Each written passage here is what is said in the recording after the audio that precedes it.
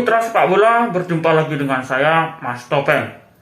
Pada kesempatan kali ini kita akan membahas hasil pertandingan semalam antara Tim Nasional Indonesia U20 berhadapan dengan Irak U20. Yang mana hasil pertandingannya dimenangkan oleh Irak U20 dengan skor telak yaitu 2-0. Padahal Irak semenjak babak pertama, di akhir-akhir babak pertama telah mendapatkan hukuman kartu merah dan bermain dengan 10 orang. Namun sayangnya Tim Nasional Indonesia U20 tidak mampu memanfaatkan kesempatan tersebut. Meskipun berhadapan dengan Irak yang hanya bermain dengan 20 orang, justru Indonesia kembali kebobolan di menit-menit akhir pertandingan, di menit ke-90 plus 3 menit atau 4 menit. Ini menunjukkan bahwa memang ada problem di Timnas U20. Problem yang pertama adalah menurut saya yaitu persiapan yang memang tidak optimal dan tidak maksimal dari Tim Nasional Indonesia U20 sebelum keberangkatannya menuju ke Uzbekistan. Di mana kita telah ketahui bersama bahwa ketika TC yang dilaksanakan oleh Coach Sintayong yang dimulai di awal Februari tidak mendapatkan dukungan sepenuhnya dari klub-klub Liga 1. Kenapa? Karena memang banyak pemain-pemain yang berasal dari klub Liga 1 tidak dilepas oleh klubnya karena kompetisi Liga 1 masih berjalan, sehingga pemain-pemain itu dibutuhkan oleh klub. Namun sayangnya kondisi tersebut mengganggu persiapan dari Tim Nasional Indonesia U20. Banyak kalangan yang menyatakan bahwa memang TC tim nasional dalam jangka waktu panjang itu memang tidak tepat.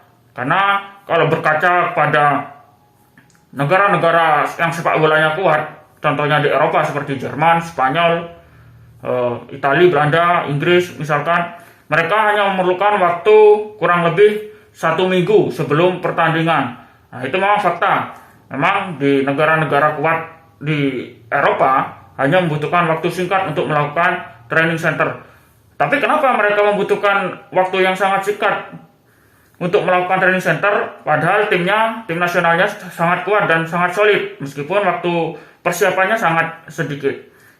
Ini tentu akan berbeda kalau kita compare atau kita bandingkan dengan kondisi sepak bola di Indonesia, di mana pemain-pemain Eropa, pemain-pemain di negara-negara yang sepak bolanya kuat, meskipun TC-nya cuma pendek, tapi mereka datang ke tim nasional dalam kondisi yang optimal, dalam kondisi yang maksimal, dalam kondisi fitness yang sangat baik. Kenapa? Karena kualitas latihan mereka selama berada di klub itu sangat terjaga, sangat luar biasa. Sehingga ketika mereka datang ke tim nasional, mereka dalam kondisi yang fit, dalam kondisi kebugaran yang sangat prima. Berbeda kondisinya dengan di Indonesia. Kualitas latihan di klub-klub di Indonesia memang cenderung standarnya kurang. Kenapa? Karena ada beberapa alasan. Misalkan fasilitasnya kurang, kemudian jadwal liga yang sangat mepet, kemudian jarak tempuh pertandingan yang cukup jauh karena Indonesia adalah negara dengan wilayah yang sangat luas geografisnya, sehingga pelatih-pelatih di klub Liga 1 sebenarnya memang mendapatkan tantangan yang sangat berat untuk mengatur atau menyesuaikan standar latihan para pemainnya ketika berada di klub. Bayangkan ketika pemain harus bertanding hanya dalam waktu kurang dari 1 minggu, biasanya 4 hari sekali atau 3 hari sekali mereka melakukan pertandingan. Bagaimana cara pelatih mengatur atau mensiasati latihan mereka agar standarnya baik? Tentu intensitas latihan yang diberikan tidak akan terlalu tinggi ketika ada di klub. Untuk apa? Untuk menjaga kondisi mereka ketika bertanding tidak terlalu keletihan atau tidak terlalu mengalami kelelahan.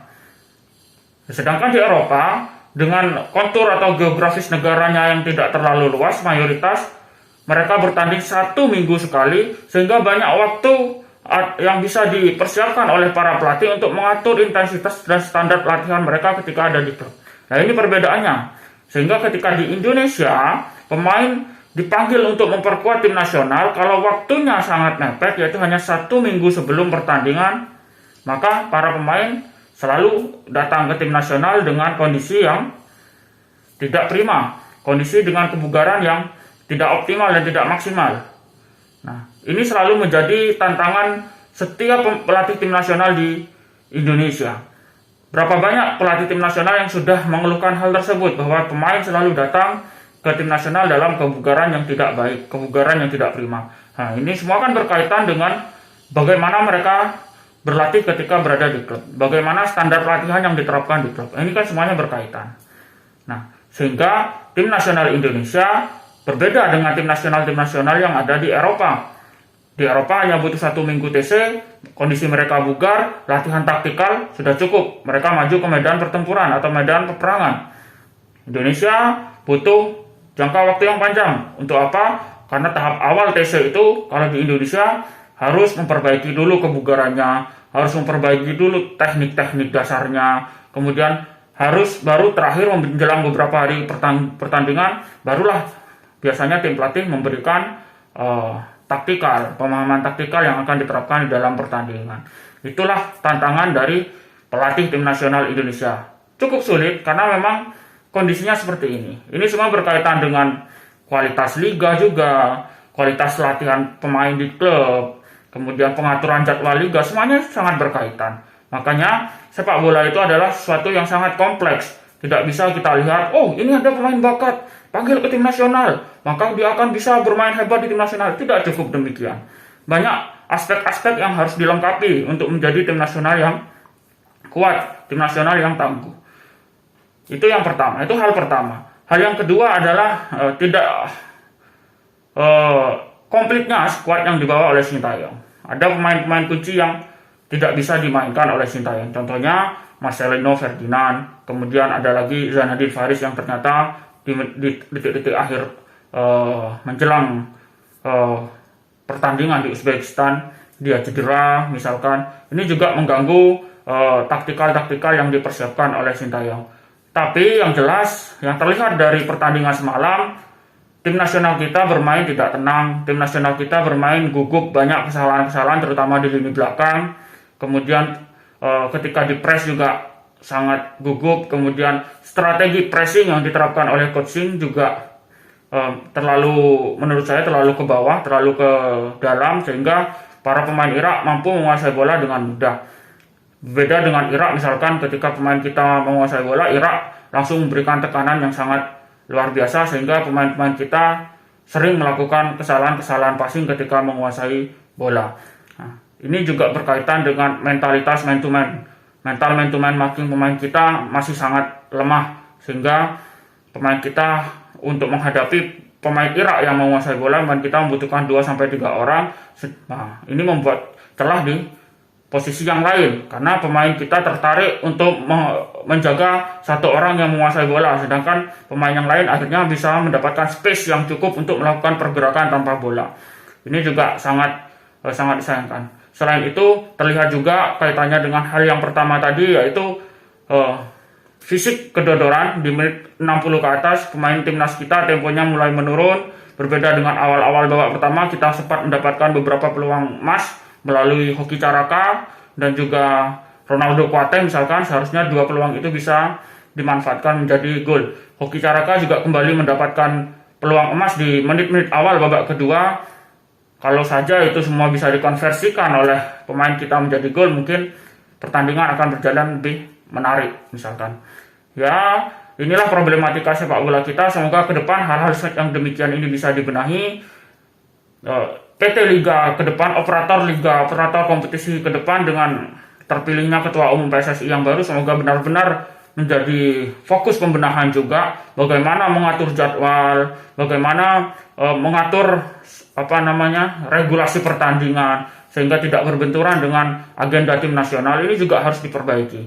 Tidak boleh kita selalu seperti ini, bahwa ketika tim nasional bertanding, liga juga masih bergulir. Ini sangat disayangkan karena bisa merugikan klub, juga merugikan tim nasional. Kemudian klub-klub juga pun demikian. Saya harap ke depannya klub-klub bisa lebih aware atau lebih perhatian dengan kualitas latihan di dalam klub itu sendiri.